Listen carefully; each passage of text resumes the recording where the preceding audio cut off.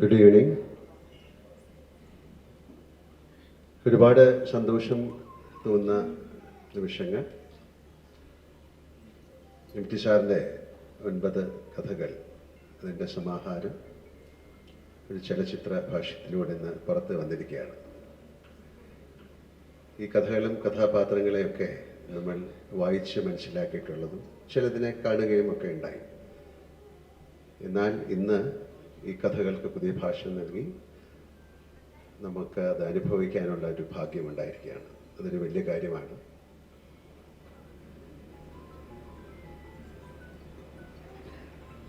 ഇത്തരം കഥാപാത്രങ്ങളെ, ഇത്തരം കഥകളെ ഒരു ചലച്ചിത്രത്തിൽ ഈ ചെറിയ സമയം കൊണ്ടാക്കുക എന്ന് പറയുന്നത് വളരെ ശ്രമകരമായ ഒരു കാര്യമായിട്ടാണ് ഞാൻ കരുതുന്നത്. ഈ 9 കഥകളെ 8 സംവിധായകരാണ് സിനിമയിലേക്ക് കൊണ്ടുവന്നിരിക്കുന്നത്. അവരുടെ കർമ്മം വളരെ ഭംഗിയായി ചെയ്തിരിക്കുന്നു എന്നാണ് ഞാൻ മനസ്സിലാക്കുന്നത്.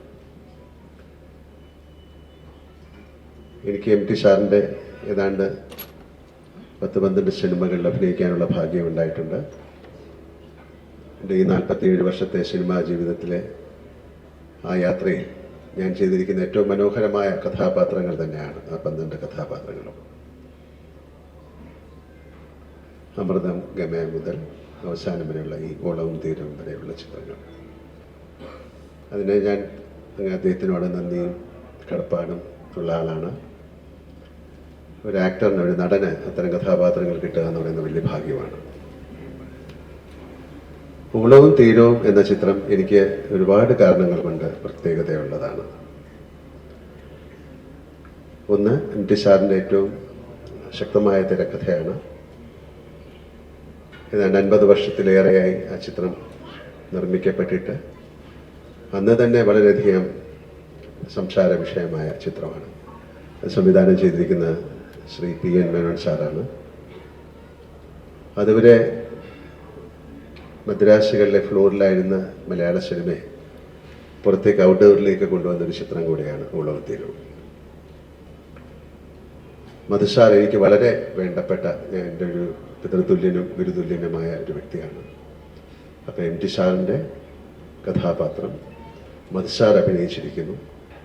PN മേനോൻ സാർ എന്ന് പറയുന്ന അദ്ദേഹമാണ് എൻ്റെ മുഖം ആദ്യമായിട്ട് മലയാളികൾക്ക് പരിചയപ്പെടുത്തി കൊടുക്കുന്നത്. അദ്ദേഹമാണ് മഞ്ഞിൽ വിരിഞ്ഞ പൂക്കൾ എന്ന ചിത്രത്തിൽ ആദ്യമായിട്ട് എൻ്റെ മുഖം വരച്ച് ആളുകളിലേക്ക് എന്നെ എത്തിക്കുന്നത്. പ്രിയദർശനാണ് ആ ചിത്രം സംവിധാനം ചെയ്തിരിക്കുന്നത്. പ്രിയൻ്റെ ഏതാണ്ട് 40-ലധികം ചിത്രങ്ങൾ ഞാൻ അഭിനയിച്ചിട്ടുണ്ട്. വളരെ വർഷത്തെ പരിചയമുണ്ട്. പ്രിയൻ സിനിമയിലേക്ക് വരാനുള്ള കാരണം തന്നെ എം ടി സാറിൻ്റെ കഥകളാണ്. അദ്ദേഹം ആദ്യമായി വായിച്ചു എന്ന് അവകാശപ്പെടുന്നത് ഓളവും തീരവും എന്ന ചിത്രത്തിൻ്റെ തിരക്കഥയാണ്. അന്ന് മുതൽ മനസ്സിൽ കൊണ്ടു നടന്ന ഒരാഗ്രഹമാണ് എം ടി സാറിൻ്റെ തിരക്കഥയിലൊരു ചലച്ചിത്രം നിർമ്മിക്കുക എന്നുള്ളത്. ഒരുപാട് പ്രാവശ്യം ഞാൻ എം ടി സാറുമായിട്ട് ഇക്കാര്യം സംസാരിച്ചിട്ടുണ്ട്. പ്രിയനും ഞാനുമായിട്ട് സംസാരിച്ചിട്ടുണ്ട്. പല കാരണങ്ങൾ കൊണ്ടത് മാറിപ്പോയി. ഒരിക്കൽ ഏതാണ്ട് മദ്രാസിൽ അദ്ദേഹം വരികയും ഒരു സിനിമ ചെയ്യാനായിട്ട് തയ്യാറാകുകയും ചെയ്ത സമയത്താണ് ചില അസൗകര്യങ്ങൾ കാരണം വീണ്ടും അത് മാറിപ്പോയി. ഞാൻ ഒരുപാട് പ്രാവശ്യം എം ടി സാറിനോട് സംസാരിക്കുകയും ചെയ്തിട്ടുണ്ട്. പക്ഷെ പ്രിയനെ ഈ സിനിമ ചെയ്യാൻ സാധിച്ചു എന്ന് പറയുന്നത് എന്നെ സംബന്ധിച്ചിടത്തോളം വലിയ കാര്യമാണ്. കാര്യം അദ്ദേഹത്തിൻ്റെ ആഗ്രഹത്തോടൊപ്പം ഒരുപാട് വർഷം സഞ്ചരിച്ച ഒരാളാണ് ഞാൻ. പിന്നെ എനിക്ക് ഏറ്റവും എൻ്റെ ഒരു സഹോദരനെ പോലെ ഞാൻ കാണുകയും ഒരുപക്ഷെ ഇന്ത്യ കണ്ട, ഇന്നിപ്പം ലോകം മുഴുവൻ അംഗീകരിച്ചിരിക്കുന്ന സന്തോഷ് ശിവനാണ് ഇത് ഷൂട്ട് ചെയ്തിരിക്കുന്നത്.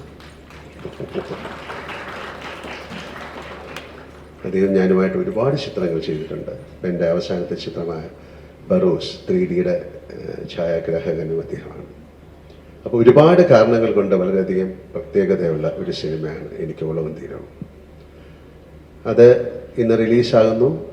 അത് ഒരുപാട് പേരിലേക്ക് ആ ചിത്രം എത്തുന്നു. ആ ചിത്രം മാത്രമല്ല, ഈ ബാക്കി ചിത്രങ്ങളും, ഈ മനോരഥം എന്ന ഈ 9 ചിത്രങ്ങളും ആളുകളുടെ ഇടയിലേക്ക് എത്തുന്നു. അത് പ്രേക്ഷകർ 2 കൈയും നീട്ടി സ്വീകരിക്കുന്നു എന്ന് പറയുന്നത് വലിയ കാര്യമാണ്.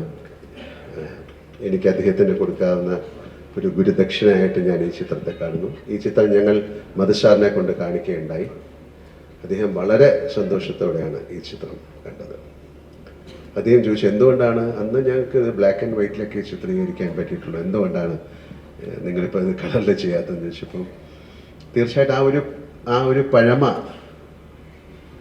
ഉണ്ടാക്കാൻ വേണ്ടിയിട്ടാണ് നമ്മളിത് ചിത്രീകരിച്ചിരിക്കുന്നത്. ആ ചിത്രം കാണുമ്പോൾ നിങ്ങൾക്ക് മനസ്സിലാവും ഒരു പഴയ ചിത്രം കാണുന്നത്. പിന്നെ അന്ന് 2.5 മണിക്കൂർ അല്ലെങ്കിൽ 2 മണിക്കൂറിലധികമുള്ള തിരക്കഥ ഒരു 40 മിനിറ്റിലേക്ക് മാറ്റുക എന്ന് പറയുന്നത് ശ്രമകരമായ കാര്യമാണ്. ഈ ചിത്രം മാത്രമല്ല, ഇതിലെ പല ചിത്രങ്ങളും അങ്ങനെ തന്നെയാണ്. അതിലെ പ്രിയനും സന്തോഷും സാബുസരിലും എല്ലാവരും ചേർന്ന് ഏറ്റവും മനോഹരമായിട്ട് എനിക്ക് എൻ്റെ ചിത്രത്തെക്കുറിച്ച് ഇപ്പോൾ പറയാൻ പറ്റുന്നുള്ളൂ. ഞാൻ മറ്റ് ചിത്രങ്ങൾ കണ്ടിട്ടില്ല. തീർച്ചയായിട്ടും ഈ 2 ദിവസത്തിനുള്ളിൽ ഈ ചിത്രങ്ങളെല്ലാം കാണുന്നതാണ്. എന്തായാലും ഒരുപാട് സന്തോഷം ZEE5-ന്, സരിഗമയ്ക്ക്, ഇതിൻ്റെ പുറകിൽ പ്രവർത്തിച്ച എല്ലാവർക്കും, ഇങ്ങനെ ഒരു കർമ്മം ചെയ്യാമെന്ന് തോന്നിച്ച ശക്തിക്ക്, ഇത് പ്രായോഗികമാക്കി മാറ്റിയ ആളുകൾക്ക്, ഇതിൻ്റെ പുറകിൽ പ്രവർത്തിച്ച എല്ലാവർക്കും, ഇത് കാണുന്ന നിങ്ങൾക്കും എല്ലാവർക്കും ഈശ്വരാനുഗ്രഹം ഉണ്ടാകട്ടെ. വളരെ സന്തോഷകരമായ ഒരു സായാഹ്നം നിങ്ങൾക്ക് നേർന്നുകൊണ്ട് താങ്ക് യു വെരി മച്ച്.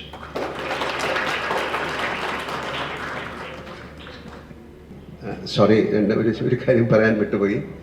ഇതിൽ എൻ്റെ കൂടെ അഭിനയിച്ചിരിക്കുന്ന ദുർഗാകൃഷ്ണ ഞാൻ പെട്ടെന്ന് പറയാൻ മറന്നുപോയി. അതുപോലെ ദുർഗാകൃഷ്ണയുടെ അമ്മയെ അഭിനയിച്ചിരിക്കുന്ന ഏറ്റവും വളരെ ശക്തമായ കഥാപാത്രങ്ങൾ ചെയ്തിരിക്കുന്ന കുട്ടി ഹരീഷ്. പിന്നെ ഈ ചിത്രത്തിൽ ഞങ്ങളുടെ കൂടെ അഭിനയിച്ചിട്ടൊക്കെ ഞങ്ങളുടെയൊക്കെ ഏറ്റവും വേണ്ടപ്പെട്ട ആളായി നമ്മളെയൊക്കെ വിട്ടുപോയ മമ്മൂക്കോയ ഇവരെയൊക്കെ ഈ സമയത്ത് ഞാൻ നന്ദിപൂർവ്വം എന്താ പറയേണ്ടത് സ്മരിക്കാൻ പറ്റില്ല ഇവരെ ഓർക്കുന്നു. Thank you. You're watching me and you're watching me on metromatney.com. on metromatney.com. metromatney.com. metromatney.com. Subscribe for more videos. Subscribe here for more videos. Subscribe now. Thank you.